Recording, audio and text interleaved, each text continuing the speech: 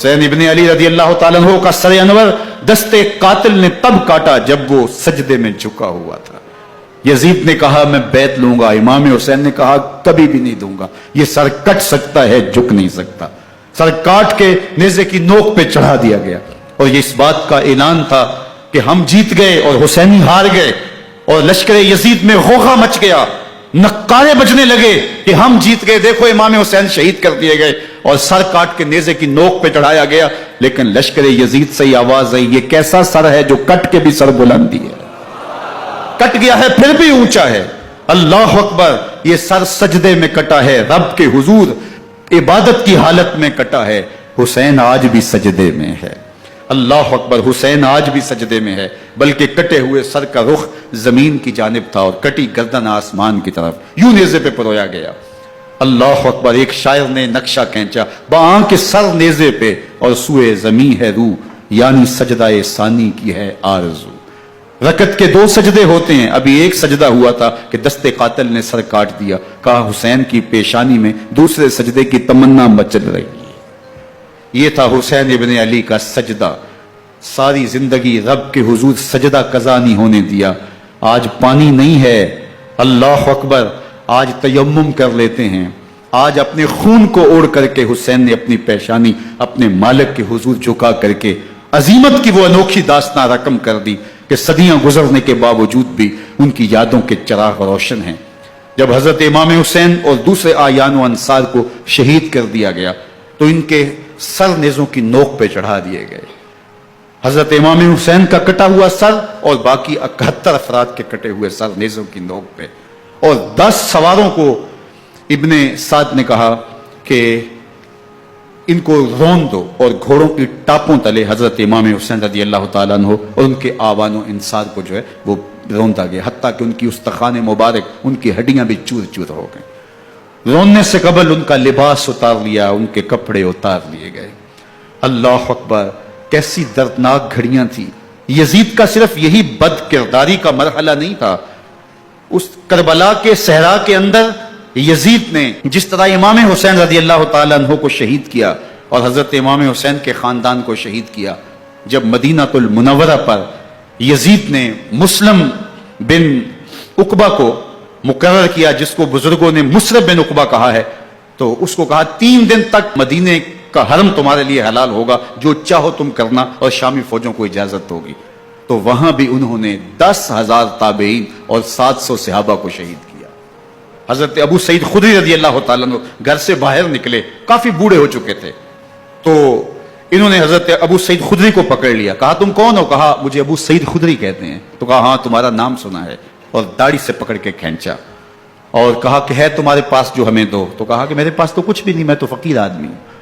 تو ان کے گھر ان کو لے گئے، تو 2 کبوتر رکھے تھے حضرت ابو سعید خدری نے، تو وہ کبوتر لوٹ کے لے گئے۔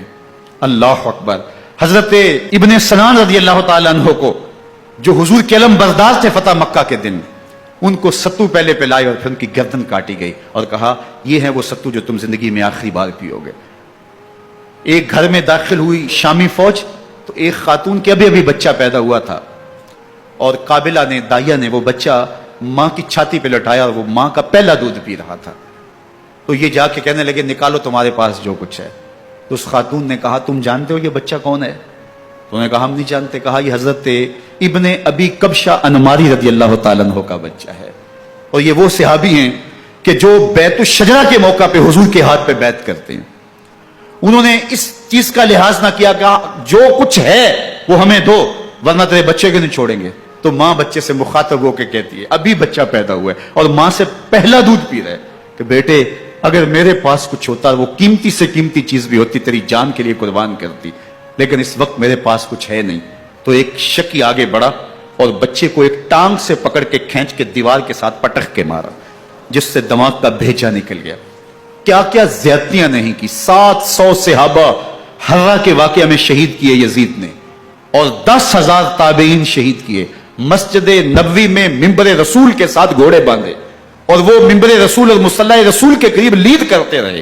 حضرت سعید بن المسیب فرماتے ہیں میں نابینا تھا اور حضور کے روضہ انور کے پاس بیٹھا تھا، اور یزید کے سپاہی آتے، جو بھی مسجد میں نظر آتا پکڑ کے لے جاتے۔ मुझे नाबीना समझ के छोड़ देते, लेकिन मैं परेशान था कि जोहर का वक्त होगा, असर का वक्त होगा, मगरिब इशा का वक्त होगा, ना अजान, ना इकामत, ना जमात, तो कैसे मुझे पता चलेगा कि नमाज का वक्त हो गया और कैसी मेरी नमाजों का क्या बनेगा। मैं इस फिक्र में बैठा था। लम अजल अस्माउल अजाना वल इकामता मिन कब्र रसूलुल्लाह सल्लल्लाहु अलैहि वसल्लम। फरमाते जब भी फिर नमाज का वक्त आया, गुंबद खजरा से अजान की भी आवाज आई, इकामत की भी आवाज आई। 3 दिन तक मस्जिद नबवी के अंदर घोड़े बंधे रहे और मदीना की हुर्मत पामाल की। मदीना के घरों के अंदर ये बदकमाश दाखिल हुए और जो बदकारियां इन्होंने की, कलेजा मुंह को आता है। 1002 शीजाएं इन बदकारों की बदकारियों की वजह से कंवारी हालत के अंदर हमला हुई। 3 दिन तक मदीने का हरम इन्होंने पामाल किया और फिर मक्कातुल मुकर्रमा में काबातुल्लाह पर गोले बरसाए और काबा का गुलाफ जल गया। वो तो यजीद मर गया और हजरत अब्दुल्ला इब्ने जुबैर रज़ियल्लाहु ताला अन्हु ने अपनी खिलाफत का ऐलान किया। यजीद के ये करतूत थे, इधर अहले मदीना को सताया, उधर अहले मक्का को सताया और रसूलुल्लाह सल्लल्लाहु अलैहि वसल्लम के खानवादे की बेहुरमती और तौहीन की। न सिर्फ उन्हें कत्ल किया गया, उनकी लाशों पे घोड़े दौड़ाए। इब्ने साद और शिमर जो है वो खेमों में दाखिल हुआ और मुखद्दरात इस्लाम की चादरें छीनने की कोशिश की। हजरत ज़ैनब सलामुल्लाह अलैहा ने मुखातब होकर कहा, हमारे चेहरे के रखवाले चले गए हैं, जालिम तू ख्याल नहीं करता हम रसूलुल्लाह की बेटियां हैं। हजरत शहरबानो, हजरत ज़ैनुल आबिदीन और हजरत ज़ैनब सलामुल्लाह अलैहिम, इन तीनों को एक ऊंट पे बांधा गया और बाकी ऊंटों पे बाकी सादात को, हुजूर की शहजादियों को बांधा गया, रस्सियों में जकड़ा गया और ऊंटों पे बांध करके कूफे की जानब आगे आगे शहीदों के सर चल रहे हैं और पीछे ये काफिला चल रहा है।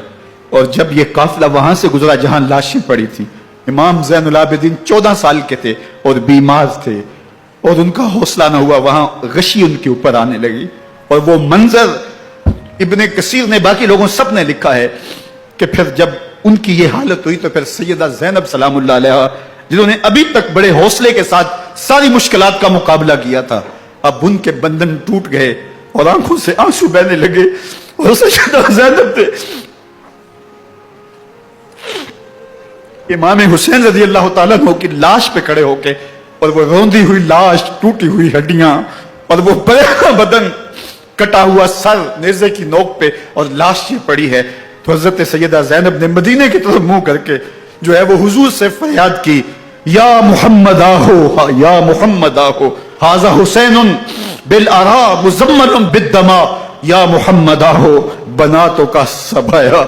रसूलुल्लाह, ए प्यारे आका, या जद्दा हो, ए हमारे नाना मोहतरम, ये देखिए आपका हुसैन पड़ा हुआ है, बदन से कपड़े उतार लिए गए, खाक हवाएं उड़ा रही हैं और उसके ऊपर चादर जो है वो मट्टी की पड़ गई है। हुजूर आपकी औलाद काट दी गई और फिर कहा बनातों का सबाया, हुजूर देखिए आपकी बेटियों के हाथ बांध दिए गए हैं, ऊंटों पे कस दिया गया है।